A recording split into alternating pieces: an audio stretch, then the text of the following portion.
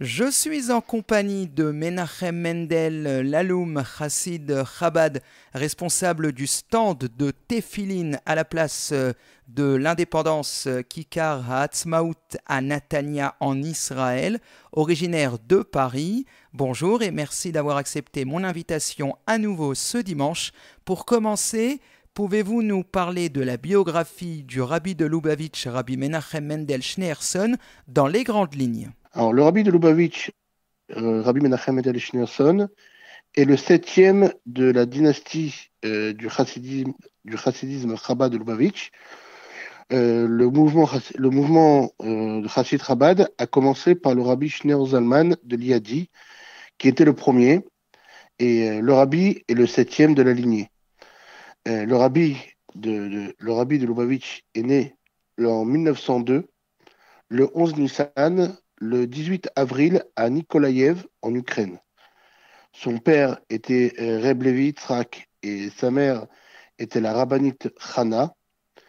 Le Rabbi Levi Yitzhak était un Mekoubal et était connu avait une grande communauté, était très connu en tant que Mekoubal et en tant que Kéruji. Le rabbi n'a pas étudié comme tous les Rebbeim dans une yeshiva. Le rabbi avait son rave personnel, qui était son père, qui étudiait avec lui pendant 16 heures d'études quotidiennes par jour.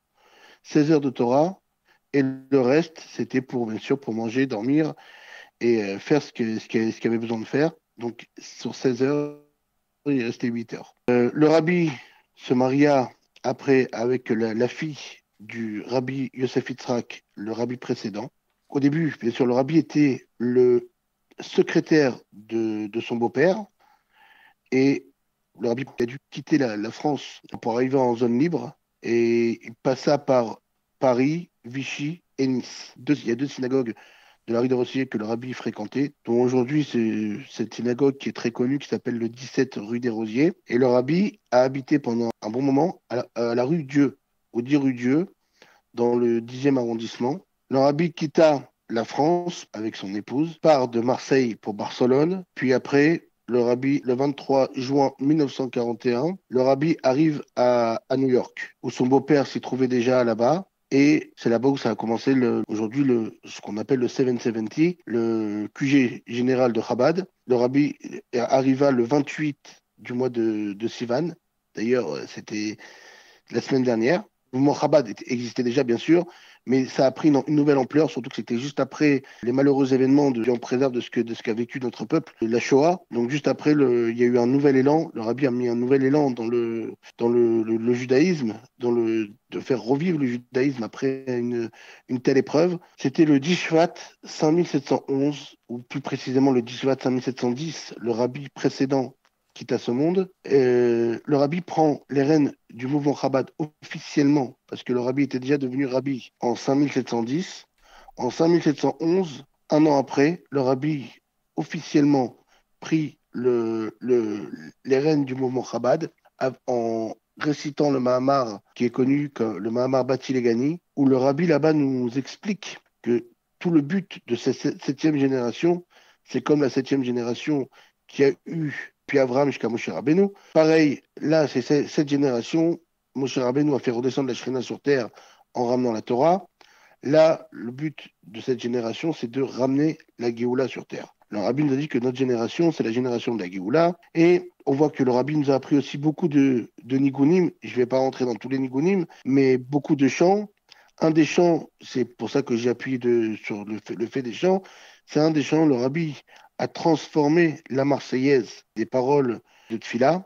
Le rabbi explique que ce chant-là, c'est un chant de guerre, et que le peuple juif doit faire la guerre contre les forces du mal, contre les forces, les Yetzirah, contre le mauvais penchant et les choses mauvaises. Le but de transformer de ce chant de la Marseillaise, c'était de transformer, comme on sait que ce chant-là est un chant de guerre, même de guerre violent. Alors le but était de transformer ce chant en chant de guerre contre contre les mauvaises, le mauvais penchant et tout ce qui peut nous gêner pour avancer dans Torah et Mitzvot. Le Rabbi a lancé 10 campagnes, dont la campagne des Tfilin, la campagne de Kashrut, la campagne du Chinour, la campagne d'Avat Israël, la campagne de Tzedaka, la campagne de Tarat HaMishpacha, Chinour, d'éduquer nos enfants sur des bonnes bases, des bases de Torah et Mitzvot.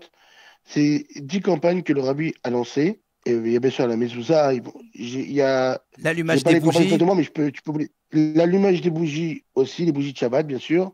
Il y a aussi la campagne d'avoir à la maison des livres sacrés. Et je pense qu'on a fait le tour des 10 campagnes. Le Rabbi a envoyé beaucoup de shluchim.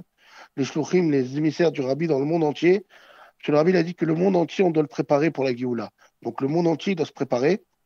Et on voit que Baruch Hashem, chaque année, il y a eu de plus en plus d'émissaires dans le monde. Au début des années 90, il y a des événements qui ont bouleversé le monde, dont les événements en Europe. Il y a eu la fin de la guerre froide. Il avait déjà prévu, les ministres en Israël commençaient à prévoir des logements pour les Juifs de l'Union URSS qui allaient arriver. À ce moment-là, tout le monde ne comprenait pas ce qui se passait. Parce que le Rabbi, pourquoi, quel rapport avec l'URSS? L'URSS était bloqué, personne ne pouvait sortir. Et quelques années après, ils ont compris, quand l'URSS s'est écroulé, qu'en fin de compte, le Rabbi avait vu qu'on allait arriver tout droit vers une montée en masse des Juifs d'URSS vers Israël. Voilà, c'était pour la biographie en quelques mots. Quel est votre premier souvenir de votre enfance avec le Rabbi? Alors moi, quand j'étais petit, souvent, c'était presque une fois par an, je voyageais avec mon père chez le Rabbi. Mon père m'amenait chez le Rabbi. Mais c'est des souvenirs, la vérité, c'est des souvenirs qui pénètrent intérieurement et qui ne s'oublient pas. Comme je me rappelle, une fois, je suis passé chez le Rabbi et je me rappelle encore, j'ai reçu $1 et le Rabbi nous a fait un signe de la tête jusqu'à aujourd'hui. Ce signe-là, il m'accompagne. C'est que quand on est passé devant le Rabbi, on sent quelque chose intérieur qui ne nous laisse pas indifférents.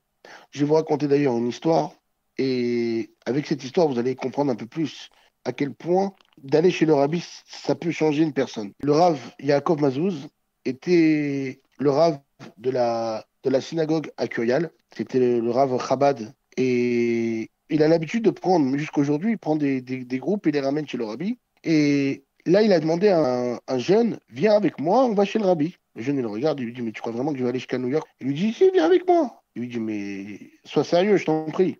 Je vais pas aller jusqu'à New York pour ça. Lâche-moi. Moi, le jeune, c'était quelqu'un qui n'était pas encore, qui n'avait pas encore les valeurs de la Torah et les mitzvot. Et il comprenait pas ce que le Rav Mazouz voulait de chez lui. Et tu sais quoi? C'était à l'époque qu'il y avait la fièvre du vendredi soir, du samedi soir. Je sais pas, je sais pas vraiment de quoi c'était une boîte de nuit à Manhattan. Il lui dit, regarde, tu viens avec moi chez le Rabbi. Après Simchat Torah, je vais avec toi en boîte à Manhattan. Il lui dit, t'es sérieux? Et il dit, viens. Alors lui, il était complètement choqué. Le rabbin il me propose d'aller en boîte avec moi. Allez, on y va. Et il va chez le rabbi. Et pendant tout Simchat Torah, Ramazouz, il raconte que la personne, elle n'a pas arrêté. Elle lui a dit, mais tu es fou, tu m'as ramené ici, pourquoi? Mais comment vous pouvez danser comme ça? Vous êtes des fous.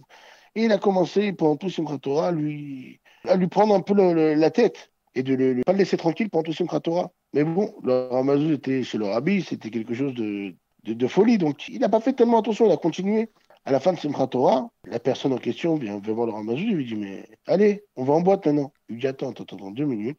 On va passer là maintenant au Kos el Bracha. Le Rabbi, après l'Avdallah, le Rabbi, il donne le vin à chacun. Il lui dit, regarde, on va passer au Kos el Bracha. Tu prends le Kos el Bracha et tu demandes au Rabbi. Le Rabbi, à quelques personnes, il ne donnait pas à tout le monde, mais à quelques-uns, il leur donnait une bouteille de vodka. Et il lui dit, regarde, il y a les bouteilles de vodka, tu demandes au Rabbi qui t'en donne une. Si t'es sérieux, je crois vraiment que je vais lui demander. Regarde en dessous de la table, il y a 10 bouteilles.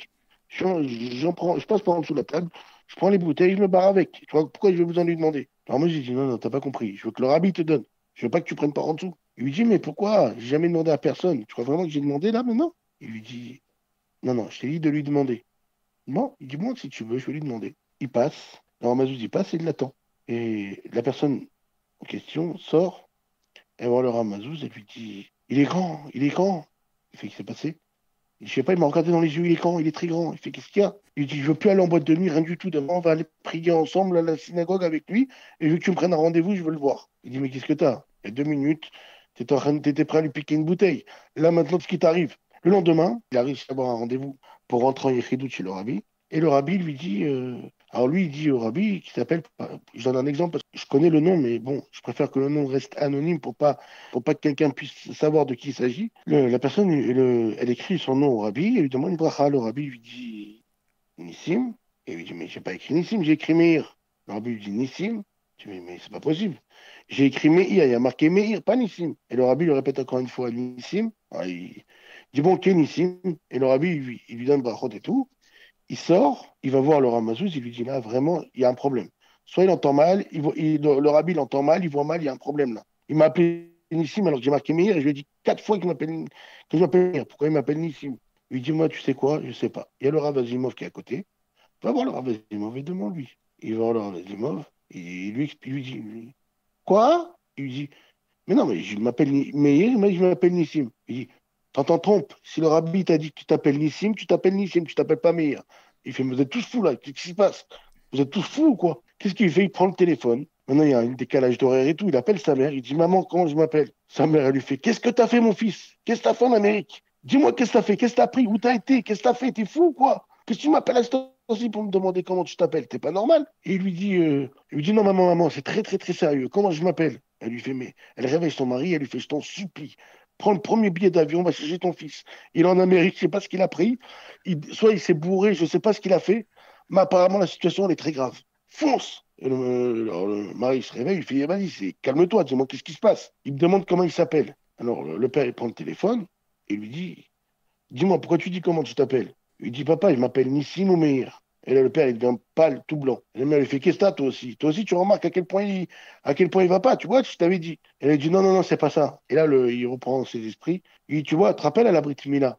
À la Brit Mila, tu m'as dit de l'appeler Meir, tu te rappelles? Mais quand il a fait la Brit Mila, le rabbin, il m'a dit comment l'appeler. Moi, je t'ai dit, on l'a appelé Meir pour te faire plaisir. Mais quand il m'a demandé le nom, moi, je lui ai dit Nissim. Donc, il avait, en fait, la personne, elle s'appelait Nissim depuis sa Brit Mila et ne savait même pas qu'il s'appelait Nissim. Et le rabbi il est venu lui rappeler son prénom. Et aujourd'hui, la personne, Baruch Hashem, elle est mariée, elle habite en Israël. Et Baruch Hashem, il a beaucoup d'enfants. Et aujourd'hui, la personne, elle est religieuse. Voilà, donc c'était pour une petite histoire du rabbi. Très belle histoire. Cette année, ce jour du 3 Tammuz est également le jour de la conclusion de l'étude du Yad HaChazaka du Rambam, à raison de 3 chapitres par jour pour la 40e fois. Le Mishneh Torah ou Yad HaChazaka est un code de la loi juive du Rambam, Rabbi Moshe ben Maïmonide, ouvrage compilé entre 1170 et 1180. Il s'agit de 14 livres d'où Yad, Yud, Dalet, 10 et 4, soit 14 pour valeur numérique. Ce livre traite de tous les détails de l'observance du judaïsme, y compris des halachot ne pouvant s'appliquer qu'à l'époque du Beth Hamikdash. Il reprend pour chaque loi la somme des enseignements talmudiques en tâchant d'en retirer la substance halachique, c'est-à-dire la règle à en tirer. Alors maintenant qu'on a expliqué rapidement ce qu'est le Yad HaChazaka, le Mishneh Torah, expliquez-nous cette étude du Rambam, du Yad HaChazaka, à raison de 3 chapitres par jour. Pour quelle raison le rabbi a institué cette étude? Alors, le rabbi a institué cette campagne de Rambam, d'étude du Rambam. Le rabbi a dit que c'était pour unir tout le peuple juif autour de la Torah. En fait, parce que le Rambam fait le tour de toute la halachot de la Torah. Et le rabbi dit que cette étude-là, pour ramener le peuple ensemble vers la Géoula. Vers la Géoula, surtout quand on sait comment le Rambam est fini, justement, on va faire le Siyum du Rambam. Le dernier chapitre du Rambam, la dernière halakha du Rambam, c'est Ilchot Melachim. Ilchot Melachim, Yudbet, le paragraphe Chet, le 8e paragraphe. C'est marqué comme ça, Voto Azman, du temps de la Géoula, dans ce moment-là, Lo Yesham, il n'y aura pas là-bas, Lo Ra'av, pas de famine, Velo Milchama et pas de guerre, Velo Kina et pas de jalousie, Vetacharut, il n'y aura pas de jalousie et de, Concurrence. de concurrence, si on peut dire. שהטובה תהיה מושפעת הרבה. Le bien, il sera influent, énormément influent. וכל המעדנים Metsuim Kaafar. Et tous les bonnes choses seront abondants comme le sable de la terre. Velo sek kol haolam. La seule chose qui préoccupera le monde est la ladat Hashem bilvad. Ça sera de connaître Dieu. Ce sera la seule occupation que le monde aura. Ou le fichach, et c'est pour ça, iyu chachamim gdolim, il y aura des personnes très intelligentes, veyodim dvarim astomim amukim, qui vont connaître des choses secrètes, des choses énormes. Veyasigu da'at boram, ils vont arriver jusqu'à avoir une intelligence énorme, qui fit koach adam. Ça veut dire ils vont avoir une intelligence, si on peut dire, les avdil, hein, je sais pas si on peut dire ça comme ça, mais ils vont arriver jusqu'à avoir le da'at de leur créateur. C'est ça qui dit comme la force de l'homme, ça veut dire comme l'homme il peut le saisir. Chez Neymar, comme c'est dit, qui mala arrête, Dea et Hachem, que la terre elle est remplie de la connaissance de Dieu, Kamaim layam echachim, comme la mer remplit l'océan. Et aujourd'hui, justement, rentre un peu dans ce qu'on voit là, aujourd'hui on voit bien, on est arrivé dans une situation où la famine, aujourd'hui, n'existe pas comme avant. Il y a l'abondance. Aujourd'hui, quand on rentre dans des magasins pour acheter quoi que ce soit, on voit il y a l'abondance, il y a tout qui est à portée de main. Les guerres aujourd'hui, c'est pas les guerres de l'époque. Les guerres comme à l'époque, il y en a plus. Et on est en train de voir aussi que l'intelligence de ces peut-être 100 ou 200 dernières années est énorme. Il y a l'électricité qui a été trouvée, il y a, il y a des choses énormes qui sont trouvées de plus en plus, même la high-tech, on voit des choses qui avancent. Et tout ce qui est en train d'avancer, on est en train de voir clairement. C'est ce que le Rambam est en train de nous dire, qu'on est en train de voir l'intelligence qui est en train de faire que le monde avance tout droit vers la Géoula. Toute l'intelligence qui est d'être mise au service de l'homme, c'est pour arriver à connaître des choses, des secrets énormes pour arriver justement à la Géoula, pour vivre cette Géoula. Et on est déjà rentré dans cette période-là. Et maintenant, on demande qu'une chose, c'est de vivre ces moments-là concrètement, en espérant que immédiatement, qu'on se retrouve tous ensemble à Yerushalayim avec le troisième Beth Amikdash. Memera Beyameinu, Amen. Merci beaucoup et à Merci très beaucoup. bientôt avec grand plaisir.